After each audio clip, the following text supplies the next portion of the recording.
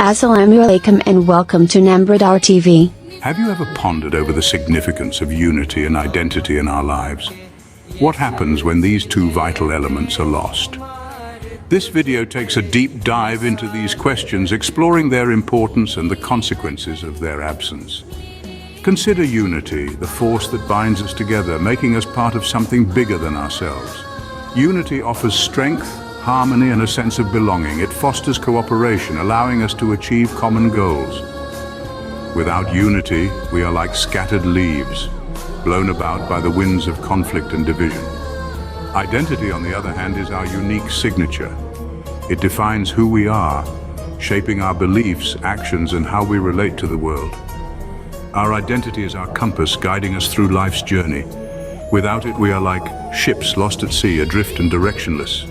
But what happens when unity and identity are lost? The consequences can be dire. Without unity, society fractures, leading to discord and conflict. The collective strength diminishes, making it easier for external forces to influence and control. Without identity, we lose our sense of self. We become susceptible to manipulation and lose our ability to make informed decisions. We may end up living someone else's life rather than our own. Unfortunately, unity and identity are often undervalued. They are taken for granted until they are lost. And by then, it's usually too late.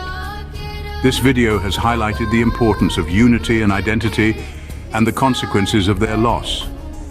In summary, unity is the glue that holds us together, giving us strength and a sense of belonging. Identity is our unique signature, guiding our life's journey. Losing either can lead to discord, manipulation, and a loss of self. So perhaps it's time to reflect on our unity and identity. How can we strengthen these critical elements in our lives? It's not just about preserving them for ourselves, but also for future generations. After all, we are but custodians of this world, and it's our responsibility to leave it a better place.